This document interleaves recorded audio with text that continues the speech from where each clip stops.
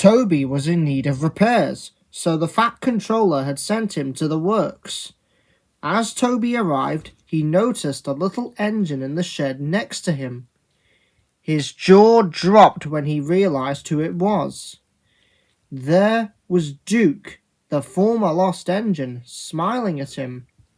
My! I wasn't aware the big railways had tram engines. Duke smiled. Toby's eyes goggled. He was rather starstruck, though he quickly recovered. It does indeed. I wasn't expecting to see an engine of your acclaim here. Duke laughed softly. Oh, you remind me of an engine from my old line. Would you like to hear about him? Yes, please, beamed Toby. And this is the story Duke told. Long ago, on Duke's old line, there worked a small black tram, numbered 7. His name was Tim, and he spent his days taking men to and from the mine. He was a rather quiet and timid engine. He always seemed to have something on his mind. Tim pulled rather squat coaches he called bug boxes. He was very fond of them, but not all the engines shared the same sentiment. Those coaches of yours are unsightly, sniffed Falcon in the shed. I'm surprised the miners are able to fit inside. They're so small. You ought to try collecting insects in them instead. They'd be much more suitable. Falcon huffed away to work, leaving behind an upset Tim.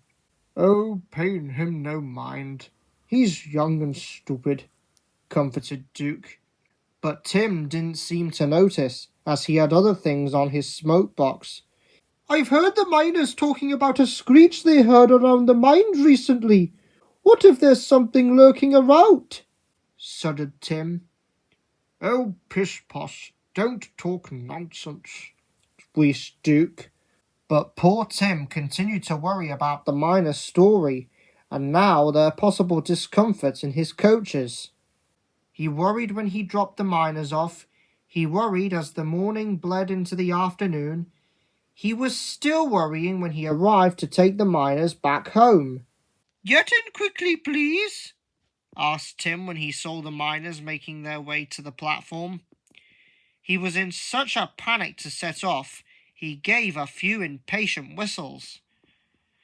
Then there was trouble. A cloud of bats came flying from the nearby mine as they were startled by Tim's whistle. They panicked and some swooped into an open coach window. "Oh, get them out!" the poor coach cried. The guard quickly opened the coach's door.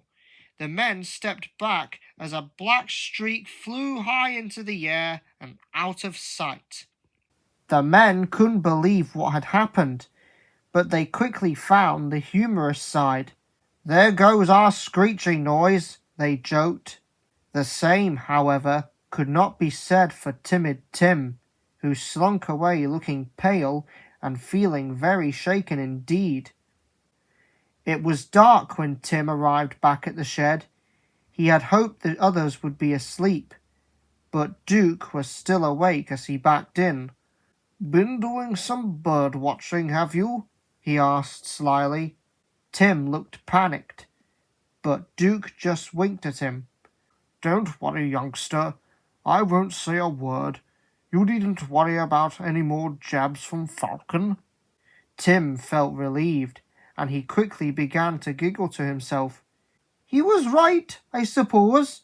Bats aren't quite insects, but I think they come close enough." And the two little engines shared a little quiet chuckle before they drifted happily to sleep.